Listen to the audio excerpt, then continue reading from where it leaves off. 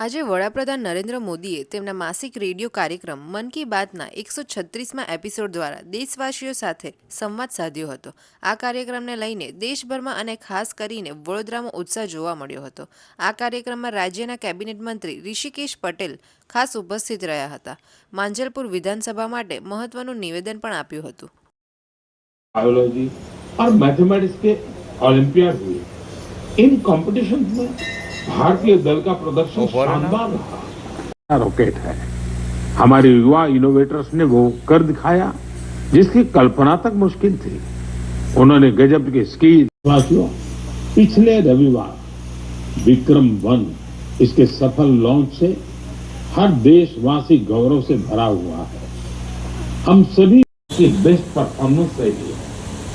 Biology olympiad में भी हमारे सभी स्टूडेंट्स ने मेडल जीते। इनमें एक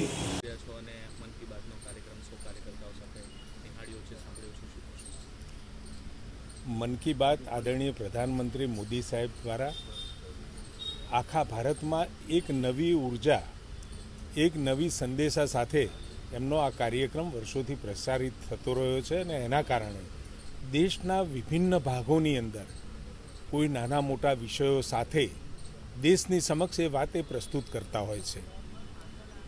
मणिपुरनु वाद्यनी आजे बात करी छे, एक पेड़ माँ के नाम, वॉटर कंजर्वेशन, पानी संग्रह करवानो विषय होय।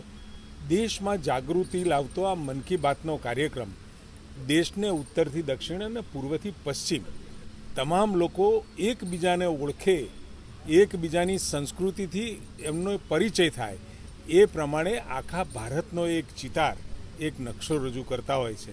साथे लोकोमां परंपरागत रीते क्यांय लाल बत्ती धरवानी जरूर होय, क्यांय एवुं लागे के लोकोने आ नवी मुहिमनी अंदर जोड़वानी जरूरियात जणाय तो ए वात पण आ मन की बात द्वारा मुकातो होय छे। खूब ज सराहनीय प्रयत्न आदरणीय प्रधानमंत्री मोदी साहेब द्वारा आखा देश ने एक करवानुं, एक भारत श्रेष्ठ भारतनो जे विचार एमने मूक्यो छे ए त्यारे ज शक्य बने के लोको पूर्वथी पश्चिम ने उत्तरथी दक्षिण सुधीना तमाम लोको एकबीजानी संस्कृति साथे, एकबीजानी भौगोलिक परिस्थिति साथे, एकबीजाना विचारों साथे सामंजस्य साथे जोड़ाय तो ज शक्य बने अने ए दिशामां आ मन की बातनो कार्यक्रम हमेशा महीनाना छेल्ला रविवारे एमना द्वारा प्रसारित थतो होय छे। लोको पण एमने खूब बधा सूचनो, खूब बधी नवी वातो एमना सुधी मोकलता होय छे अने ए बाबतोमांथी ए लोको सुधी, देशना तमाम लोको सुधी वातो पण मूकता होय छे।